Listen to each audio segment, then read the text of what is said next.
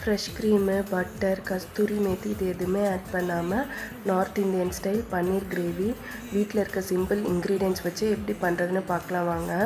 அதுக்கு ஒரு பேனில் ஆயில் ஆட் பண்ணிவிட்டு பன்னீர் ஆட் பண்ணி பன்னீர் லைட்டாக கோல்டன் கலர் வர வரைக்கும் ஃப்ரை பண்ணி எடுத்துக்கோங்க.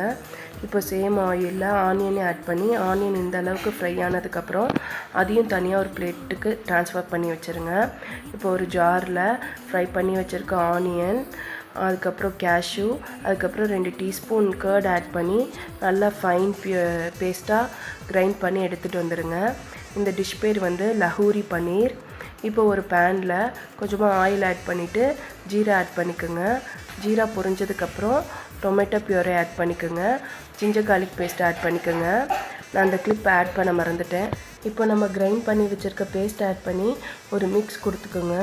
உங்களுக்கு கிரேவி எந்த கன்சிஸ்டன்சியில் வேணுமோ அதுக்கேற்ற மாதிரி வாட்டர் ஆட் பண்ணிக்கோங்க. இப்போ கிரேவி ஒரு கொதி வந்ததுக்கப்புறம் turmeric powder, salt, chilli powder, coriander powder and garam masala add பண்ணி நல்ல ஒரு மிக்ஸ் கொடுத்துக்கோங்க. வாய்ஸ் கேட்டு யாரும் பயந்துடாதீங்க. Actually Coimbatore is கோயம்புத்தூரிங்.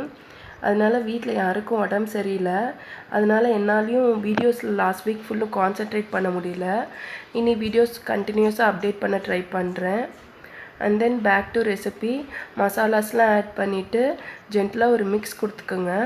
ஒரு 5 to 10 மினிட்ஸ்க்கு லிட்டு போட்டு கொதிக்க விடுங்க.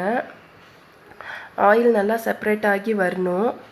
ஒன்ஸ் ஆயில் செப்ரேட் ஆகி வந்ததுக்கப்புறம் ஃப்ரை பண்ணி வச்சுருக்க பன்னீர் ஆட் பண்ணிடுங்க. ஆட் பண்ணி ஒரு ஜென்டலாக ஒரு மிக்ஸ் கொடுத்துக்கோங்க. ஃபைனலாக கொரியாண்டர் லீவ்ஸ் ஆட் பண்ணி டிஷ்ஷை கம்ப்ளீட் பண்ணிடலாம்.